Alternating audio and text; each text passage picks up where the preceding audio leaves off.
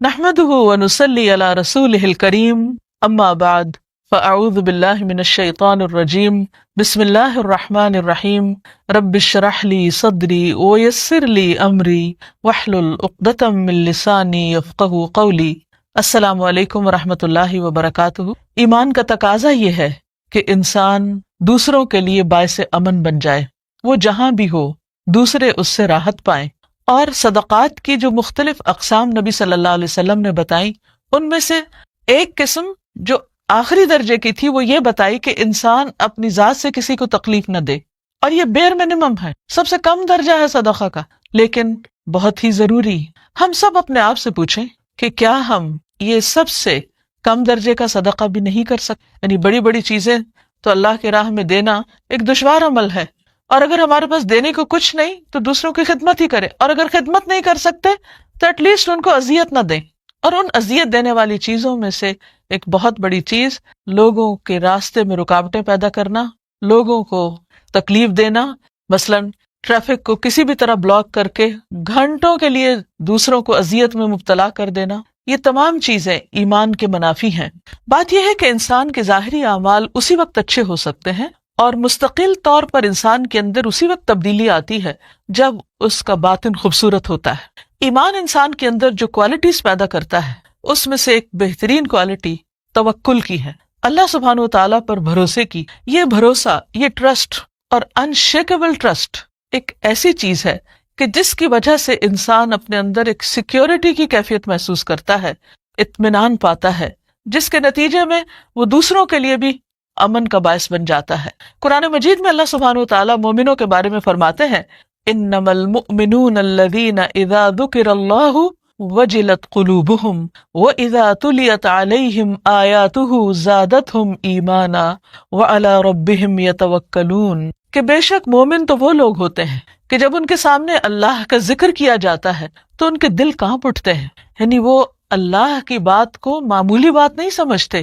وہ اسے بہت اہمیت دیتے ہیں، اور ان کی حالت بدلنے لگتی، ان کا دل ہل جاتا ہے کہ اتنی عظیم ہستی کی بات ہو رہی ہے۔ وَإِذَا تُلِيَتْ عَلَيْهِمْ آيَاتُهُ، اور جب ان پر اس کی آیات کی تلاوت کی جاتی، یعنی قرآن مجید وہ سنتے ہیں، زادتہم ایمانا، تو ان کا ایمان بڑھ جاتا ہے، وَعَلَى رَبِّهِمْ يَتَوَكَّلُونَ، اور اس ایمان میں اضافے کی وجہ سے وہ اپنے رب پر توکل کرنے لگتے ہیں، اپنے رب پر بھروسہ کرتے ہیں۔ یہ توکل ایسی خوبی ہے کہ اگر کسی کے اندر آ جائے تو وہ زندگی کی مشکلات میں پھر ہمت نہیں ہارتا۔ حقیقت یہ ہے کہ ہم سب ایک امتحان میں ہیں، دنیا میں بھیجے اس لیے گئے کہ ہم سب کو پرکھا جا رہا ہے کہ ہم کس کوالٹی کے ہیں، ہماری کیا ورتھ ہے، ہم کس چیز کے مستحق ہیں، ہم کیا پروو کرتے ہیں، کیا ثابت کرتے ہیں کہ ہمارا مقام کہاں ہونا چاہیے۔ اس پرکھنے میں، اس آزمائش میں انسان کو ہر روز ناخوشگوار حالات سے گزرنا پڑتا ہے، بہت سی چیزیں مرضی کے خلاف ہوتی ہیں، اور زندگی میں فائدے کے ساتھ ساتھ کئی نقصانات بھی اٹھانے پڑتے ہیں، اور یہ کم و بیش ہر انسان کے ساتھ ہوتا ہے۔ ایسے میں یا تو انسان ان مشکلات کا مقابلہ کرتا ہے یا پھر ان کے سامنے ہار جاتا ہے۔ مومن تو کبھی مایوس نہیں ہوتا، مومن تو ہمت نہیں ہارتا۔ کیوں؟ اس لیے کہ وہ اپنے رب پر توکل کرتا ہے، وہ اپنے رب پر بھروسہ کرتا ہے کہ وہ ان مشکلات میں تنہا نہیں ہے، کوئی ہے جو اس کو دیکھ رہا ہے، کوئی ہے جو اس کی پکار سن رہا ہے، کوئی ہے جو اس کی مدد پر قادر ہے، کوئی ہے جو سارے خزانوں کا مالک ہے۔ یہ کیفیت جب انسان کے اندر آتی ہے تو وہ بڑے سے بڑے طوفانوں میں بھی پرسکون رہتا ہے، اور وہ زندگی کے اس کٹھن سفر پہ قدم بقدم آگے بڑھتا چلا جاتا ہے، اور بالآخر ایک روز اپنے رب سے جا ملتا ہے۔ جب توکل کی کمی ہوتی ہے تو انسان تھوڑ دلا ہو جاتا ہے، بزدل ہو جاتا ہے، کمزور ہو جاتا ہے، اور اس کو چھوٹی چھوٹی مشکل بھی بہت بڑی نظر آنے لگتی ہے، اور وہ اس کا مقابلہ کرنے سے گریز کرنے لگتا ہے۔ لیکن جب انسان کے اندر اللہ پر بھروسہ آتا ہے، اللہ پر یقین آتا ہے کہ وہ سب کچھ کر سکتا ہے، تو یہ چیز، یہ احساس اور یہ سوچ ہی انسان کو بہادر بنا دیتی۔ اس کا عملی نمونہ ہم نبی صلی اللہ علیہ وسلم کی زندگی میں دیکھتے ہیں۔ ہم جانتے ہیں کہ غزوہ احد ایک مشکل غزوہ تھا، اس میں کچھ لوگوں کی غلطی کی وجہ سے مسلمانوں کو جیتی ہوئی جنگ ہارنا پڑی۔ اس جنگ کے خاتمے پر نبی صلی اللہ علیہ وسلم نے مسلمانوں کو حکم دیا کہ وہ جاتی ہوئی مشرکین کی فوج کا پیچھا کریں۔ اس موقع پر لوگوں نے یہ کہا کہ الذین قال لهم الناس ان الناس قد جمعوا لكم، کہ تمہارے لیے لوگ جمع ہو گئے ہیں، یعنی تمہارے مقابلے میں بہت بڑی فوجیں اکٹھی ہو گئی ہیں، فاخشوہم، ان سے ڈرو۔ لیکن ڈرنے کی بجائے صحابہ کرام کے دل میں اللہ پر جو توکل تھا اس کی وجہ سے کیا ہوا؟ فزادہم ایمانا، ان کا ایمان اور بڑھ گیا۔ وقالو، اور انہوں نے کہا، حسبنا اللہ ونعم الوکیل، کافی ہے ہم کو اللہ اور وہ بہترین کارساز ہے۔ یعنی ہم اپنے زور بازو پر اعتماد نہیں کرتے، ہم اللہ پر بھروسہ کرتے ہیں، اور لوگوں کے مقابلے میں ہمیں اللہ ہی کافی ہے۔ اسی طرح ہم دیکھتے ہیں کہ ابراہیم علیہ السلام، ان کی زندگی میں بھی ہمارے لیے بہترین نمونہ ہے۔ جب نمرود کے حکم سے ان کو آگ میں پھینکا گیا تو اس وقت ان کی زبان پر یہی کلمہ تھا، حسبی اللہ ونعم الوکیل، اللہ مجھے کافی ہے اور وہ بہترین وکیل ہے، کارساز ہے، توکل اور بھروسے کے لائق ہے، وہی مجھے اس آگ سے نکالے گا۔ اور آپ سب جانتے ہیں کہ کس طرح وہ آگ ان کے لیے گل و گلزار ہو گئی اور ان پر اللہ سبحانہ تعالیٰ کی طرف سے سلامتی ہو گئی اور انہیں کسی قسم کی کوئی تکلیف نہ پہنچی۔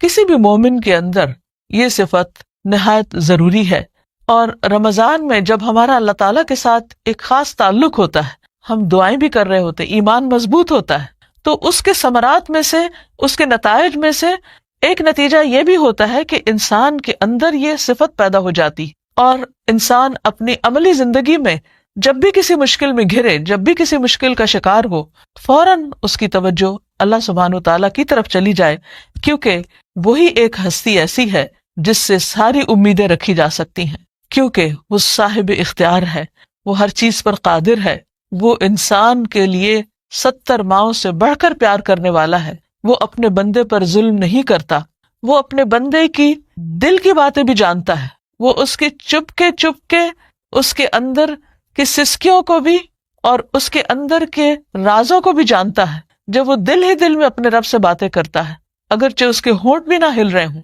تب بھی اس کے دل کا کنیکشن اپنے رب کے ساتھ انتہائی مضبوط ہوتا ہے۔ اس کے برعکس وہ لوگ جو دوسرے لوگوں کے ساتھ یا دوسرے ہستیوں پر بھروسہ کرتے ہیں، ان کے بارے میں اللہ تعالیٰ فرماتے ہیں، قُلْ أَفَرَأَيْتُم مَّا تَدْعُونَ مِن دُونِ اللَّهِ إِنْ أَرَادَنِي اللَّهُ بِضُرٍّ هَلْ هُنَّ كَاشِفَاتُ ضُرِّهِ أَوْ أَرَادَنِي بِرَحْمَةٍ هَلْ هُنَّ مُمْسِكَاتُ رَحْمَتِهِ قُلْ حَسْبِيَ اللَّهُ عَلَيْهِ يَتَوَكَّلُ الْمُتَوَكِّلُونَ۔ آپ کہہ دیجئے کہ کیا تم نے دیکھا، غور کیا کہ جن کو تم اللہ کو چھوڑ کے پکارتے ہو، اگر اللہ مجھے نقصان دینے کا ارادہ کر لے تو کیا وہ اس کی طرف سے آئے ہوئے نقصان کو دور کر سکتے؟ اور اگر میرا رب میرے ساتھ رحمت کا ارادہ کر لے تو کیا وہ اس کی رحمت کو روک سکتے ہیں؟ ہرگز نہیں۔ قل حسبی اللہ، کہہ دیجئے میرے لیے اللہ کافی ہے، اور اسی پر توکل کرنے والے توکل کرتے ہیں۔ تو بات یہ ہے کہ جب انسان اللہ تعالیٰ کو بھول کر، اللہ سے غافل ہو کر دوسرے انسانوں یا بتوں یا کسی بھی اور چیز پر، یعنی اللہ کے سوا غیر اللہ پر، خواہ وہ کوئی بھی ہو، خواہ وہ کتنی بڑی طاقت ہو بظاہر انسان کو نظر آ رہی، لیکن اگر وہ اس پر بھروسہ کرتا ہے تو وہ کبھی بھی کامیاب نہیں ہو سکتا، کیونکہ اصل طاقت کا مالک تو اللہ ہے، سارے اختیارات تو اس کے پاس ہیں۔ اگر وہ کسی کو نقصان دینا چاہے تو ساری دنیا کے لوگ بھی مل کر اس کو فائدہ نہیں دے سکتے، اور اگر وہ کسی پر اپنی رحمت کر دے تو پوری دنیا بھی مل کر اس رحمت کو ہٹا نہیں سکتی۔ تو اس لیے یہ چیز انسان کے اندر ایک یقین پیدا کرتی ہے، اور پھر ہر مشکل میں اللہ کی طرف رجوع کرنے کے لیے اس کے اندر ایک قوت پیدا کر دیتی ہے۔ اللہ سبحانہ تعالیٰ نے نبی صلی اللہ علیہ وسلم کو بھی توکل کا حکم دیا۔ جب آپ پر طرح طرح کی مشکلات ہوتی تھی تو اس وقت آپ کو کچھ یوں فرمایا گیا، وَتَوَكَّلْ عَلَى الْحَيِّ الَّذِي لَا يَمُوتُ، اور آپ توکل کیجئے اس ہستی پر جو کبھی نہیں مرے گی، جس کو موت آنی ہی نہیں، وَسَبِّحْ بِحَمْدِهِ، اور اس کی حمد کے ساتھ اس کی تسبیح بیان کیجئے، وَكَفَى بِهِ بِذُنُوبِ عِبَادِهِ خَبِيرًا، اور وہ اپنے بندوں کے گناہوں کو جاننے والا، خبر رکھنے والا کافی ہے، یعنی اس کو معلوم ہے کہ کون کیا کر رہا ہے، کس حال میں ہے، اور اس کے ساتھ کب کیا معاملہ کرنا ہے۔ آپ اپنے دشمنوں سے، اپنے مخالفین سے گھبرائیے نہیں، اللہ آپ کے ساتھ ہے، آپ اس پر بھروسہ رکھیے، بالآخر کامیابی آپ ہی کے لیے ہے۔ پھر ایک اور بات یہ ہے کہ توکل اور ایمان ساتھ ساتھ ہیں، لازم و ملزوم ہیں۔ اللہ سبحانہ تعالیٰ فرماتے ہیں، قُلْ هُوَ الرَّحْمَنُ آمَنَّا بِهِ وَعَلَيْهِ تَوَكَّلْنَا، آپ کہہ دیجئے کہ وہ رحمان ہے جس پر ہم ایمان لائے، اور اسی پر ہمارا بھروسہ ہے. یعنی انسان کو اپنی زندگی میں ایمان کے ساتھ ساتھ بھروسے کی بھی ضرورت ہے، کیونکہ ایمان اعتماد کا نام بھی ہے، یقین کا نام بھی ہے. اور یہ یقین انسان کو جب زندگی میں کوئی مشکل پیش آتی ہے تو وہ توکل میں ڈھل جاتا ہے، اور اس طرح انسان اپنے ہوش و حواس نہیں کھوتا اور بڑی سے بڑی مشکل کے موقع پر بھی ثابت قدم رہتا ہے. تو ہم دیکھتے ہیں کہ موسیٰ علیہ السلام نے اپنی قوم سے مشکل حالات میں کیا کہا. یعنی انفرادی مشکل ہو یا اجتماعی مشکل، ہر حال میں رب پر توکل کرنا ضروری ہے. وقال موسیٰ یا قوم ان کنتم آمنتم باللہ فعلیہ توکلوا. موسیٰ علیہ السلام نے اپنی قوم سے کہا کہ ٹھیک ہے، تم پر فرعون کے بہت ظلم ہیں اور حالات بہت مشکل ہیں، لیکن اگر تم اللہ پر ایمان رکھتے ہو تو اسی پر بھروسہ کرو کہ وہ مدد ضرور کرے گا تمہاری. ان کنتم مسلمین، اگر تم مسلمان ہو. تو گویا ایمان اور اسلام کا تقاضا یہ ہے کہ انسان اللہ پر توکل کرنے والا ہو. حقیقت یہ ہے کہ انسان اگر اللہ پہ بھروسہ کرتا ہے اور سچے دل سے بھروسہ کرتا ہے تو وہ اس کو کافی ہو جاتا ہے، ہر مشکل میں کافی ہو جاتا ہے. قرآن مجید میں اللہ تعالیٰ فرماتے ہیں وَمَن يَتَوَكَّلْ عَلَى اللَّهِ وَمَن يَتَوَكَّلْ عَلَى اللَّهِ فَهُوَ حَسْبُهُ. جو اللہ پہ توکل کرے گا اللہ اس کے لیے کافی ہو جائے گا. ان اللہ بالغ امرہ، یقیناً اللہ اپنے حکم کو، اپنے فیصلے کو پہنچنے والا ہے، یعنی اس کا فیصلہ نافذ ہو کر رہے گا. دیر کیوں ہو رہی ہے، تاخیر کیوں ہے؟ قد جعل اللہ لکل شیء قدرا، کیونکہ اللہ تعالیٰ نے ہر چیز کا ایک وقت مقرر کر رکھا ہے، ہر کام کا ایک اندازہ ہے. حقیقت یہ ہے کہ اگر انسان اللہ کو چھوڑ کر اوروں کا سہارا ڈھونڈتا ہے تو سارے ہی سہارے کمزور ہیں. اللہ سبحانہ و تعالیٰ فرماتے ہیں کہ جو لوگ اللہ کو چھوڑ کر اوروں کو پکارتے ہیں ان کی مثال ایسی ہے جیسے مکڑی کا گھر، کیونکہ وہ سارے سہارے مکڑی کے گھر، مکڑی کے جالے کی طرح کمزور ہیں جس پر اعتماد نہیں کیا جا سکتا. انسان کو چاہیے کہ اپنے تمام معاملات اپنے رب کے سپرد کر دے، اپنی تمام مشکلات میں اسی کو پکارے، اسی پر اعتماد کرے، اور سچا اعتماد، کیونکہ توکل نام ہی اس چیز کا ہے کہ انسان جو کچھ اس کے اپنے ہاتھ میں ہے اس پر بھروسہ نہ کرے، اس ذات پر بھروسہ کرے جو مسبب الاسباب ہے، جو غیب سے ایسے اسباب پیدا کر سکتا ہے کہ جس کی طرف انسان کی سوچ بھی نہیں جا سکتی. جو اللہ پہ توکل کرتا ہے اللہ اس کے لیے رزق بھی پہنچاتا ہے. قال رسول اللہ صلی اللہ علیہ وسلم، کہ رسول اللہ صلی اللہ علیہ وسلم نے فرمایا خیر الصدقتی، بہترین صدقہ، ما کانا، جو ہو، عن ظہر غنن، بے پروائی کے ساتھ، وابدأ، اور شروع کرو، بمن تعول، ساتھ اس کے جن کی کفالت تم پہ واجب ہے، یعنی جن کی تم عیالداری کرتے ہو. رواہ البخاری، اسے بخاری نے روایت کیا، اور رواہ مسلم، اور اسے مسلم نے روایت کیا. عن حکیم وحدہ، مسلم کی روایت میں صرف حکیم بن حزام ہے. حضرت ابو ہریرہ اور حکیم بن حزام رضی اللہ عنہما کہتے ہیں رسول اللہ صلی اللہ علیہ وسلم نے فرمایا بہترین صدقہ وہ ہے جو بے پرواہی کے ساتھ دیا جائے، اور شروع کرو اس شخص سے جس کا نفقہ تم پہ واجب ہو. یہاں لفظ زہر غنن استعمال ہوا ہے. زہر کا مطلب ہوتا ہے پیچھے، اور غنا کا مطلب ہوتا ہے مالدار ہونا یا غنی ہونا. یعنی جب تم صدقہ کرو تو سب کچھ نہ دے ڈالو بلکہ اپنے لیے بھی کچھ باقی رکھو. اور دوسرا معنی جیسے کہ یہاں ہوا ہے کہ جو بے پرواہی کے ساتھ دیا جائے، یعنی انسان جب دے تو پھر نیکی کر دریا میں ڈال، بھول جاؤ. ایسا نہیں کہ تم دینے کے بعد پیچھا کرنا شروع کر دو، لینے والے پر احسان جتاؤ یا اس کو اذیت دو. اور اسی طرح ابتدا اس سے کرو جو تمہارا قریبی ہو، یعنی جن کی کفالت تم پہ فرض ہے، اپنے بیوی بچوں سے، اپنے گھر والوں سے، اپنے رشتہ داروں سے. اب یہاں پر بہترین صدقہ، نمبر 1 اس شخص کا صدقہ جو دل کے اطمینان کے ساتھ خرچ کرے، دے کے بھول جائے، لینے والے کو دکھ نہ دے. اس کو کیوں بہترین صدقہ قرار دیا گیا؟ اس کو اچھا صدقہ کیوں کہا گیا کہ یہ اچھا صدقہ ہے؟ دیکھیے، بہترین صدقہ وہ ہے جو بے پرواہی کے ساتھ دیا جائے. کیوں بے پرواہی کے ساتھ دیے ہوئے صدقے کو بہترین کہا گیا؟ اور ظاہر کا معنی جیسے کہ آپ سب جانتے ہیں، پیٹھ یا پیچھے، غنن، غنا کے، یعنی دینے کے باوجود پیچھے بھی کچھ باقی ہے، یہ مراد ہے اس سے. اور دوسرا، اگر غنا کو غنا نفس قرار دیا جائے تو اس سے مراد یہ کہ دینے کے بعد پھر آپ فقر یا محتاجی سے نہ ڈریں، جس کو دیا اس پر احسان نہ جتائیں، اور بے فکر ہو جائیں کہ ضائع نہیں ہوگا، ریٹرن آئے گا. ہونا تو یہ چاہیے تھا کہ سب کچھ دے ڈالنے کو بہترین صدقہ کہا جائے، لیکن یہاں یہ کہا جا رہا ہے کہ سب کچھ دے ڈالنا بہترین صدقہ نہیں. بہترین صدقہ وہ ہے کہ جب آپ دیں تو دینے کے بعد آپ خود محتاج نہ ہو جائیں. قرآن پاک میں اس کے بارے میں ایک آیت آتی ہے، کیا؟ وَلَا تَجْعَلْ يَدَكَ مَغْلُولَةً إِلَىٰ عُنُقِكَ وَلَا تَبْسُطْهَا كُلَّ الْبَسْطِ فَتَقْعُدَ مَلُومًا مَحْسُورًا. لا تبسطها كل البسط، اسے روکا گیا ہے، سب کچھ دے ڈالنے سے روکا گیا ہے. کیوں؟ فتقعد ملوما محسورا، ورنہ تم خود عاجز، محتاج، درماندے، ملامت زدہ ہو کے بیٹھ جاؤ گے، خود لوگوں کے آگے ہاتھ پھیلانے لگو گے. اور بہترین صدقہ کون سا ہے؟ جو تم سب سے پہلے اپنے گھر والوں کے اوپر خرچ کرتے ہو.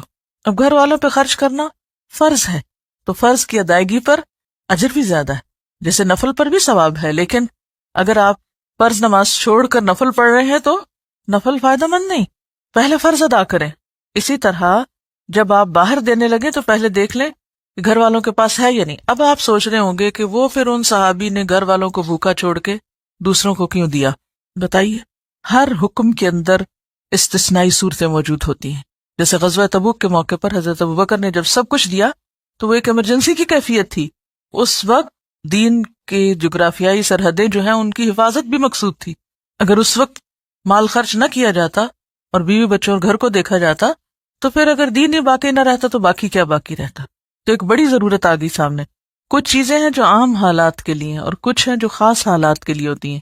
اسی طرح جس خاص کنڈیشن میں وہ شخص آیا تھا اس میں کہیں بھی اس کے لیے کھانا نہیں تھا، مسافر تھا، مہمان تھا.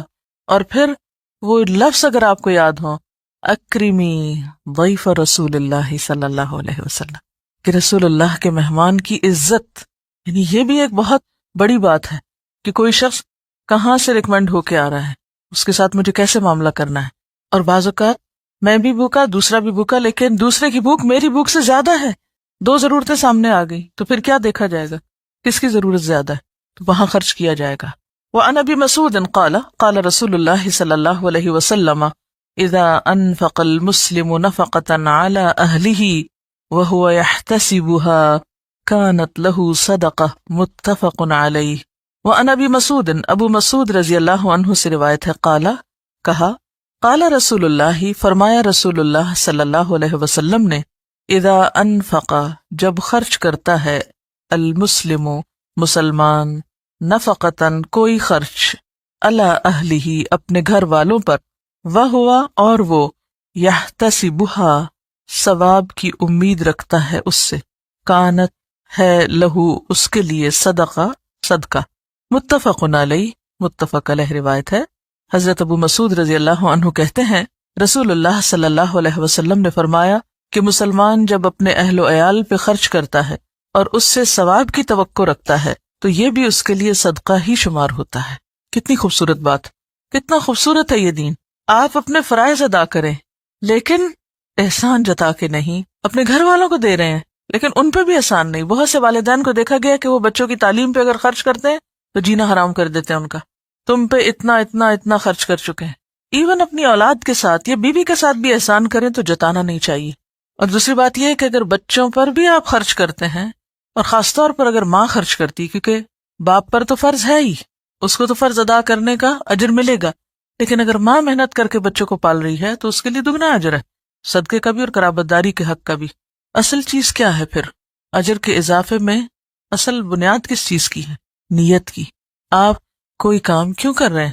وعن ابی ہریرہ قال قال رسول اللہ صلی اللہ علیہ وسلم دینار انفقته فی سبیل اللہ ودینار انفقته فی رقبہ ودینار تصدقت به علی مسکین ودینار انفقته علی اہلک اعظمها اجرا الذی انفقته علی اہلک. رواہ مسلم. عن ابی ہریرہ، ابو ہریرہ رضی اللہ عنہ سے روایت ہے، قال، کہتے ہیں، قال رسول اللہ صلی اللہ علیہ وسلم، رسول اللہ صلی اللہ علیہ وسلم نے فرمایا، دینار، ایک دینار، انفقتہ، خرچ کیا تم نے اس کو، فی سبیل اللہ، اللہ کے راستے میں، ودینار، اور ایک دینار، انفقتہ، خرچ کیا تم نے اس کو، فی رقبۃ، گردن چھڑانے میں، ودینار، اور ایک دینار، تصدقت به صدقہ کیا تم نے ساتھ اس کے، علی مسکین اوپر مسکین کے، ودینار اور ایک دینار، انفقتہ خرچ کیا تم نے اس کو، علی اہلک اپنے گھر والوں پر، اعظمها اجرا سب سے بڑا اجر کے اعتبار سے، الذی وہ ہے جو، انفقتہ خرچ کیا تم نے اس کو، علی اہلک اپنے اہل و عیال پر۔ رواہ مسلم، اسے مسلم نے روایت کیا ہے۔ حضرت ابو ہریرہ کہتے ہیں کہ رسول اللہ صلی اللہ علیہ وسلم نے فرمایا کہ ایک دینار وہ ہے جو تو خدا کی راہ میں خرچ کرے، ایک دینار وہ ہے جس کو تو غلام آزاد کرنے میں خرچ کرے، ایک دینار وہ ہے جس کو تو مسکین پر صدقہ کرے، ایک دینار وہ ہے جس کو تو اپنے اہل پر خرچ کرے، ان سب میں اپنے اعتبار سے سب سے بڑا دینار وہ ہے جس کو تو اپنے گھر والوں پہ خرچ کرے۔ ڈاکٹر فرحت ہاشمی صاحبہ کے مستند بیانات سننے کے لیے ہمارے چینل قرآنک پلس کو سبسکرائب کریں۔ یہاں قرآن و حدیث کی روشنی میں حقیقی رہنمائی اور روحانی ترقی کے خزانے ملیں گے۔ ابھی جڑیں اور دین کو گہرائی سے سمجھیں۔